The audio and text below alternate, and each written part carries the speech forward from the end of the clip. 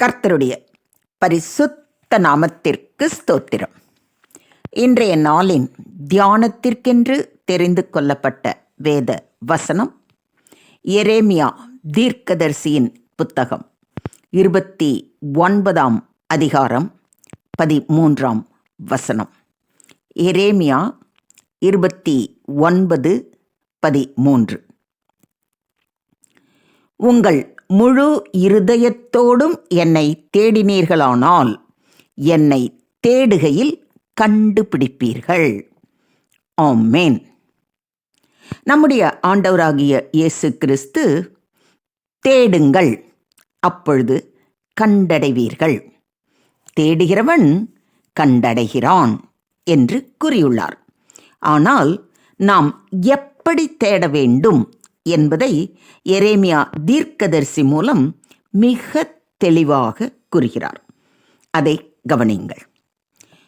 உங்கள் முழு இருதயத்தோடும் தேடினீர்களானால்தான் தேவனை கண்டுபிடிப்பீர்கள் என்று சொல்லப்பட்டிருக்கிறது இல்லைங்களா?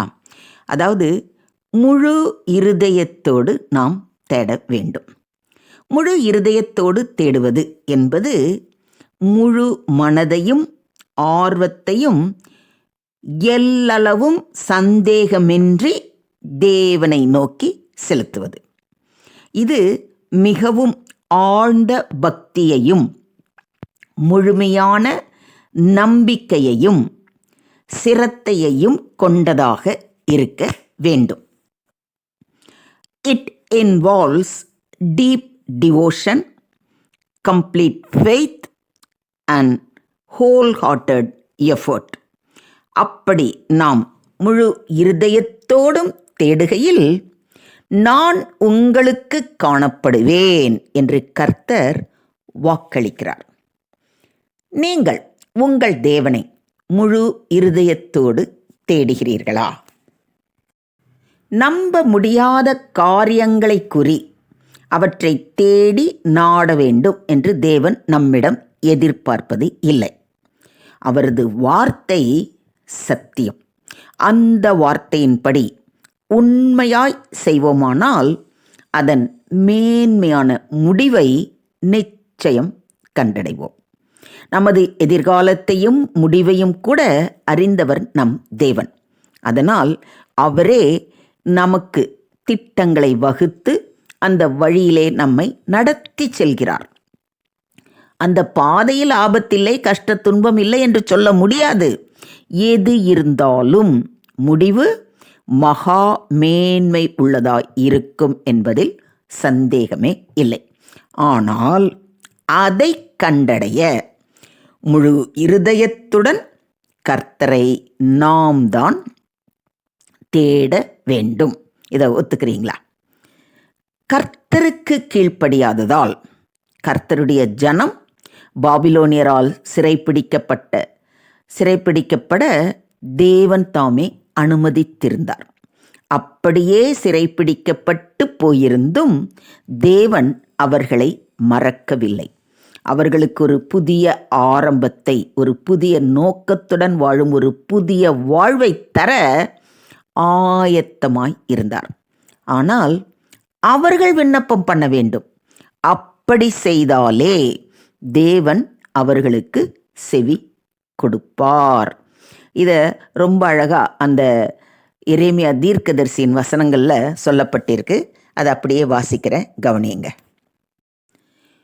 பாபிலோனிலே 70 வருஷம் நிறைவேறின பின்பு நான் உங்களை சந்தித்து உங்களை இவ்விடத்துக்கு திரும்பி வர பண்ணும்படிக்கு உங்கள் மேல் என் நல் வார்த்தையை நிறைவேற பண்ணுவேன் என்று கர்த்தர் சொல்லுகிறார். நீங்கள் எதிர்பார்த்திருக்கும் முடிவை உங்களுக்கு கொடுக்கும்படிக்கு நான் உங்கள் பேரில் நினைத்திருக்கிற நினைவுகளை அறிவேன் என்று கர்த்தர் சொல்லுகிறார். அவைகள் தீமைக்கல்ல, நன்மைக்கேதுவான நினைவுகளே.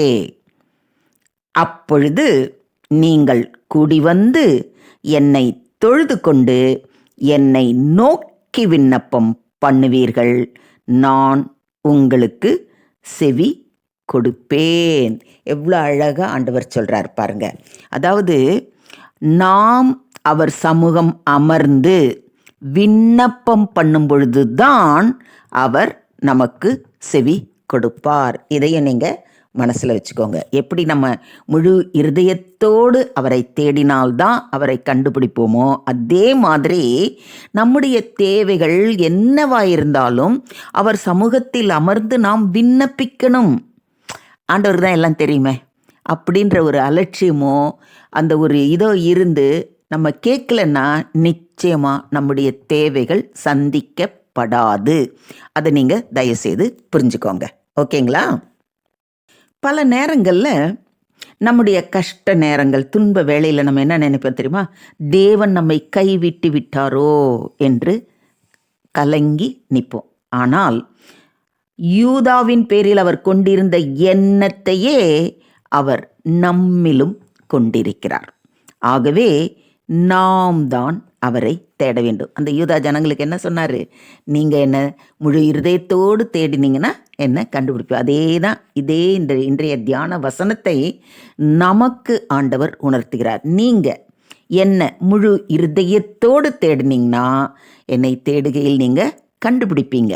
உங்களுடைய விண்ணப்பங்கள், வேண்டுதல்கள் எல்லாவற்றையும், உங்களுடைய தேவைகள் எதுவாக இருந்தாலும் என்னுடைய சமூகம் அமர்ந்து முழு இருதயத்தோடு பரிபூர்ண விசுவாசத்தோடு நீங்கள் என்கிட்ட விண்ணப்பித்தீங்கன்னா அதற்கு நான் செவி கொடுப்பேன் என்று வாக்கு கொடுக்கிறார். எத்தனை அன்பான தேவன் பாருங்க. அதனால் நாம் தான் அவரை தேட வேண்டும். கர்த்தருடைய பிள்ளைகள் முழு நம்பிக்கையுள்ள எதிர்காலத்தை பெற்றுக்கொள்ளுவதே அவருடைய அனாதி சித்தம்.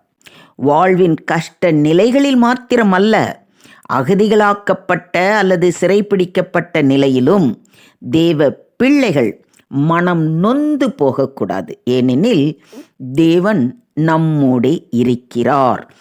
எந்த வேளையிலும் அவரை நோக்கி கூப்பிடுகிற சுதந்திரத்தை அவர் நமக்கு தந்திருக்கிறார். அவருடைய கிருபை நமக்கு எப்பொழுதும் உண்டு என்ற நிச்சயத்தை தந்திருக்கிறார். எந்த சூழ்நிலையிலும், அது ஒரு புது இடமோ, சத்துருக்களின் மத்தியிலோ, வியாதியோ, மரண ஆபத்தோ, எதுவானாலும் அவர் நம்மோடு இருக்கிறார். ஆனால் நாம் தான் அவரை தேடணும். அவர் பக்கத்திலே தான் நின்றுட்டுருக்கார். ஆனால் நம்ம தான் பல நேரங்கள் அதை என்ன பண்ணுறதில்லை, உணருவது இல்லை. அதனால தான் இந்த இடத்துல அழுத்தம் திருத்தமாக சொல்லப்பட்டு இருக்கிறது என்னன்னா, முழு இருதயத்தோடு என்னை தேடினீர்களே ஆனால். ஸோ நம்ம பல நேரங்களில் இந்த முழு இருதயத்தோடு தேடாதனால தான் பக்கத்திலேயே நின்று கொண்டிருக்கும் நம்முடைய தேவாதி தேவனை நம்மால் உணர முடியவில்லை. அதனால் நம்ம என்ன செய்யணும்? முழு இருதயத்தோடும் பரிபூர்ண விசுவாசத்தோடும் அவர் சமூகம் அமர்ந்து அவரை நோக்கி நாம் கூப்பிட வேண்டும்.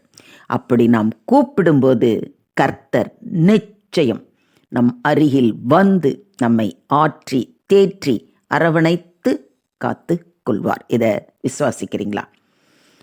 முழு இருதயத்தோடு கர்த்தரை தேடினால் வார்த்தை கூடாகவோ, தமது சிருஷ்டிப்புகளுக்கூடாகவோ அல்லது எந்த விதத்திலோ தாம் நம்மோடு இருக்கும் நிச்சயத்தை தேவன் நிச்சயம் தருவார் என்பதே நாம் அவரை பற்றி கொண்டிருக்கிற தைரியம். தேவனை நீங்கள் தேடுவீர்களானால், எப்படி? முழு இருதயத்தோடு தேடுவீர்களானால் அவர் உங்களுக்கு பதில் அளிப்பார்.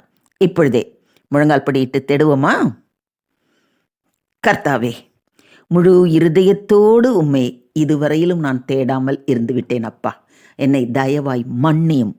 இப்பொழுது பரிபூர்ண உள்ளத்தின் ஆழத்திலிருந்து பரிபூர்ண நம்பிக்கையோடு உம்மை நோக்கி பார்க்கிறேன் அப்பா.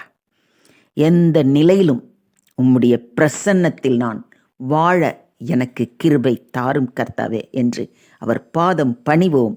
அவரே நம்மை ஆசிர்வதித்து வழி நடத்துவாராக. தேவனுக்கே மகிமை உண்டாவதாக. ஆமேன், ஆமேன், ஆமேன்.